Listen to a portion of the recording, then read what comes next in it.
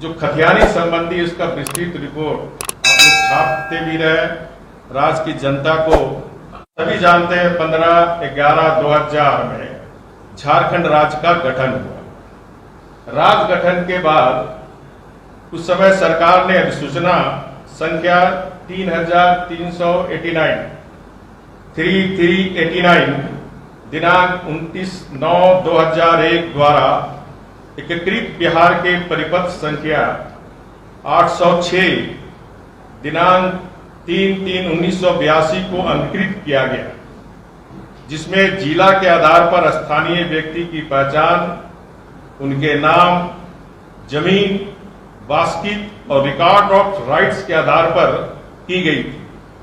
इसी संदर्भ में माननीय उच्च न्यायालय ने दो वाद यथा WPPIL 4050/2002 एवं वाद संख्या WPPIL 2019/2 के मामले में 27/11/2002 को पारित अपने विस्तृत आदेश में माननीय उच्च न्यायालय के खंडपीठ के जरिए स्थानीयता को परिभाषित किए जाने संबंधी संकल्प को गलत बताया और स्थानीय को परिभाषित करने के लिए महत्वपूर्ण माननीय उच्च न्यायालय के द्वारा सुझाव भी दिए गए। उक्त आदेश के आलोक में अनेक सरकार उसके बाद बनी, कमेटियां भी बनाई गई, लेकिन स्थानीय व्यक्ति को परिभाषित नहीं की गई और मामला विचाराधीन था। जब हमारी सरकार भारतीय जनता पार्टी की सरकार आई, तब हमने दिनांक 7/4/2015 को विभिन्न राजनीतिक दलों के साथ सर्वदलीय बैठक आहूत की, सामाजिक संगठनों से परामर्श लिया, झारखंड के बुद्धिजीवियों के साथ विचार विमर्श किया, माननीय उच्च न्यायालय के द्वारा दिए गए सुझाव को ध्यान में रखते हुए 7/4/2016 को स्थानीय को परिभाषित करते हुए उस नीति को नियोजन नीति से जोड़कर भारी संख्या में झारखंड के बच्चे बच्चियों को नियुक्ति दी गई। हमारी सरकार ने स्थानीय निवासियों की परिभाषा को इस तरह से परिभाषित किया था कि किसी भी वर्ग को किसी भी प्रकार के भेदभाव का सामना नहीं करना पड़ा। लेकिन वर्तमान सरकार ने 1932 के खतियान के आधार पर स्थानीयता की जो परिभाषित करने संबंधी निर्णय लिया और माननीय मुख्यमंत्री जी को भी पता है, इसे लागू करना न्यायालय की अवमानना होगी और इसीलिए इनके द्वारा ऐसी नीति लागू किया गया, ऐसी योजना बनाई गई जो लागू हो ही नहीं सकता। और ये मैं नहीं कह रहा हूं, ये माननीय मुख्यमंत्री 23 मार्च 2022 बजट सेशन में उन्होंने खुद कहा, और आप सभी प्रेस दीर्घा में रहे होंगे, जिसमें उन्होंने कहा यदि आप कानून के जानकार हैं तो खतियान के आधार पर कभी भी नियोजन नीति नहीं बन सकता और कभी भी खतियान के आधार पर नियोजन नीति बनेगा तो कोर्ट उसे तुरंत खत्म कर देगा। ये हाउस का प्रोसीडिंग का पार्ट है और जो सदन में उन्होंने कहा वो मैं भी आपको सुना रहा हूं।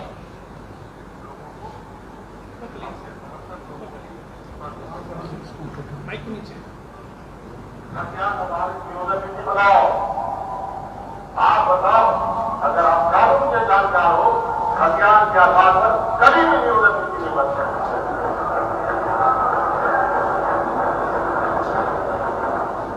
और कभी भी खतियान के आधार पर नियोजन नीति बनेगा, अध्यक्ष महोदय वो तुरंत खत्म कर देगा। ये मैं नहीं बोल रहा हूं, आप सबने सुना अभी मुख्यमंत्री जी का बयान, और बयान इस राज्य की 3.25 करोड़ जनता की सबसे बड़ी पंचायत विधानसभा में की थी। इसके साथ साथ उस संलेख को देखे किस तरह के लोगों को धोखा दे रहा, किस तरह भ्रम की स्थिति पैदा कर रहा कि 1932 की स्थानीय नीति तभी लागू होगा जब संविधान की 9वीं सूची में सम्मिलित होगा। यानी जब तक संविधान की 9वीं अनुसूची में सम्मिलित नहीं होगा ये लागू नहीं होगा, और 9वीं अनुसूची में कभी भी लागू होने का संभव नहीं, क्योंकि ये विधि सम्मत नहीं है। और ये बात अच्छी तरह मुख्यमंत्री जी जानते हैं। मैं आपको एक बात और बताना चाहता हूं कि 9वीं अनुसूची के संदर्भ में ही स्थानीयता का मामला हो या आरक्षण का मामला या राज्य के अधिकार क्षेत्र का मामला है। जब मैं भी स्थानीय नीति 2016 में बनाया था तो हमने 30 वर्ष से जो झारखंड में रह रहे, जो 85 कटक डेट, और उसमें और शर्त थे, जो झारखंड में जन्म लिए जिसके पास खतियान है वो कॉपी आपको हम लोग दे देंगे, और नियोजन नीति से हमने जोड़ा, और 4 वर्ष आपने देखा हमारी 85 की जो कटअप डेट पर कोई विवाद नहीं हुआ, कोई मामला कोर्ट कचहरी नहीं गया, क्योंकि हमारी सरकार का मान्यता था और भारतीय जनता पार्टी के घोषणा पत्र में था हमारी सरकार बनेगी तो झारखंड में रहने वाले यहाँ के बच्चे बच्चियों को 3rd ग्रेड 4th ग्रेड की नौकरी में प्राथमिकता मिलनी चाहिए, और हमने उसे लागू किया था। और शेड्यूल जरिया में आपको पता होगा कि 10 वर्ष के लिए 3rd ग्रेड 4th ग्रेड के उस जिले के निवासियों को प्राथमिकता मिले। और आपको भी पता होगा पलामू के एक सोनी कुमार लड़की ने केस की थी, और वहां कोर्ट में ये जो वर्तमान सरकार है जहां स्थानीय के बच्चे बच्चियों को 3rd ग्रेड 4th ग्रेड में नौकरी मिल रही थी, उसको उन्होंने कहा कि बीजेपी सरकार ने गलत बनाया और हाईकोर्ट ने फिर रद्द किया। तो हाईकोर्ट का निर्णय में ये झारखंड सरकार के कारण ही जो नियोजन नीति में 3rd ग्रेड 4th ग्रेड में बीजेपी जो यहाँ के निवासियों का हक बनता है वो बीजेपी ने दिलाया था, उसको रद्द कराने का काम हेमंत सोरेन सरकार ने की है। और मैं मानता हूं कि डेली ये लोग बयानवीर मंत्री मुख्यमंत्री डेली पेपर में इतना 1000 नियुक्ति होगी, इतना 1000 नियुक्ति होगी, इतना 1000 नियुक्ति होगी, और नियुक्ति नहीं होने जा रही। सिर्फ लोगों को झांसा देने का काम ये सरकार कर रही है, और सारे मामले को ये सरकार स्थानीय नीति के मामले में इसको उलझाना, लटकाना और भटकाने के नियत से ही ये स्थानीय नीति बनाने का काम ये सरकार ने की है। दूसरा मामला आरक्षण नीति से लेकर, जहां तक आरक्षण की बढ़ोतरी का निर्णय है, यह निर्णय भी विधि सम्मत नहीं, असंवैधानिक है। इसे लागू करना भी असंभव है, प्रतीत होता है। इस तरह यहाँ के आदिवासी, मूलवासी और पिछड़ों की भावनाओं के साथ ये सरकार खिलवाड़ कर रही है, उन्हें धोखा दिया जा रहा है। किसी को भी आरक्षण देने के लिए माननीय उच्चतम न्यायालय के आदेश के अनुसार उस श्रेणी के छात्रों की संख्या और उसके प्रतिनिधित्व को सुनिश्चित करना आवश्यक होता है। स्पेसिफिक ग्राउंड आपको देना, और ये जो मुख्यमंत्री जी हैं जो परिवारवाद की शासन चला रहे हैं, जो अपने आप को राजा समझते हैं, किस तरह रेवड़ी को 2% ले लो, 4% ले लो, 27% ले लो। तो मुख्यमंत्री जी, ये लोकतंत्र है, यहाँ राष्ट्रतंत्र नहीं है। ये बात मुख्यमंत्री जी को समझनी चाहिए।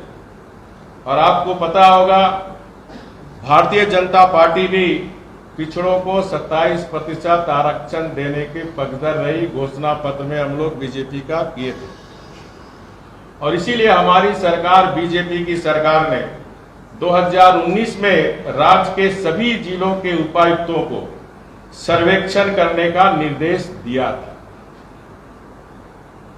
मैं माननीय मुख्यमंत्री से जानना चाहता हूं, 2019 में भारतीय जनता पार्टी की सरकार ने पिछड़ों की आर्थिक सर्वेक्षण का जो डीसी को आदेश दिया गया था, क्या रिपोर्ट आ गया है?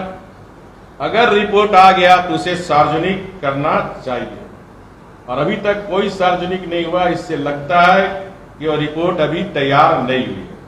अगर सरकार ने रिपोर्ट तैयार ही नहीं की है, तो आरक्षण का प्रतिशत बनाने में कौन कौन से कारक को ध्यान में रखा गया है, यह भी सरकार को सार्वजनिक करना चाहिए। लेकिन ये सरकार ऐसी नहीं की। सरकार द्वारा किसी सर्वेक्षण की रिपोर्ट को ध्यान नहीं रखा गया, और ना ही आरक्षण को सही तरीके से देने के लिए जिस प्रक्रिया की आवश्यकता होती है उसका पालन किया गया। जिस तरह वर्तमान सरकार अपने पद का दुरुपयोग कर खनन व्यापार में लिप्त है, उसी तरह आरक्षण को भी सरकार अपनी राजनीतिक स्वार्थ के लिए व्यापारिक रूप से झारखंड वासियों को धोखा दे रही है। फिर मैं कह रहा हूं मुख्यमंत्री जी, ये राजतंत्र नहीं है, लोकतंत्र है। निर्धारित प्रक्रिया पूर्ण किए बिना इस तरह का फैसला लेना प्रजातंत्र में नहीं होता है। इस देश में, देश संविधान से चलता है, देश कानून से चलता है। उच्च पदों पर बैठे व्यक्तियों के मन और इच्छा से देश नहीं चलता है। ये बात की जानकारी माननीय मुख्यमंत्री जी को होनी चाहिए। आज इसी दो विषय पर यह हमारा प्रेस वार्ता था। इस संदर्भ में अगर किसी पत्रकार भाई बहन को कोई पूछताछ करनी, तो आप पूछताछ कर सकते हैं। आज हेमंत जी का 1000 दिन पूरा हुआ है। आपके बाद वही है दूसरे नंबर में जिन्होंने 1000 दिन अपने कार्यकाल में पूरा किया है। क्या आपको लगता है कि इतनी उपलब्धि रही जिस तरह से सरकार आ रही है? देखिए, इस सरकार के पास कोई उपलब्धि नहीं। मैं उन्हें 1000 की बधाई भी देना चाहता हूं, लेकिन किस लिए बधाई दूं? क्योंकि इस झारखंड की जल, जंगल, जमीन, खनिज संपदा की लूट के लिए बधाई दूं? आज भ्रष्टाचार और कुशासन के कारण विकास से लोग वंचित हैं, विकास ठप है, और सरकार के पास कोई उपलब्धि नहीं है। और इसीलिए ये जो गैर संवैधानिक का घोषणा किए जा रहा है, इसका परिणाम यही है।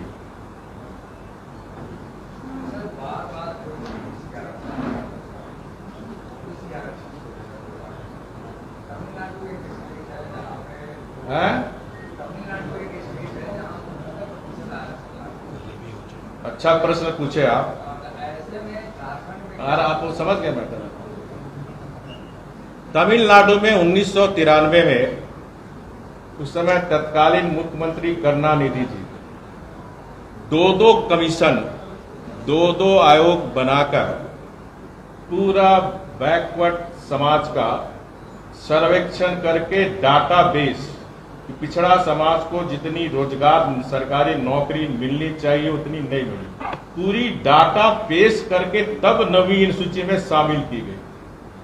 लेकिन आपको ये भी बता दूं, 2007 में सुप्रीम कोर्ट ने ये भी आदेश दिया कि 50% से आप आरक्षण नहीं बढ़ा सकते, और सुप्रीम कोर्ट ने ये भी आदेश दिया कि नवीं अनुसूची का शामिल होने के बाद भी सुप्रीम कोर्ट समीक्षा कर सकता है। उन्होंने पूरी एक्सरसाइज की, 2-2 कमीशन बनाया, पूरी राज्य का पिछड़ा समाज का डाटा बेस तैयार किया, रोजगार से संबंधित, शिक्षा से संबंधित, ये समाज पिछड़ा है, तभी जाकर 1993 में ये नवीन सूची में शामिल हुई थी। तो क्या सरकार ये सारी प्रक्रिया पालन की है? तो आनन फानन में झारखंड की जनता को धोखा दे रहा है और जो 20,000 करोड़ का घोटाला, अवैध खनन जो झारखंड के आज हर बच्चे के जुबान में है, उससे ध्यान हटाने के लिए इस तरह के अविधि सम्मत इन्होंने ये घोषणा की है। बहुत बहुत धन्यवाद। किसी के पास प्रश्न नहीं है, सारे विषय आ गए हैं। बहुत बहुत धन्यवाद।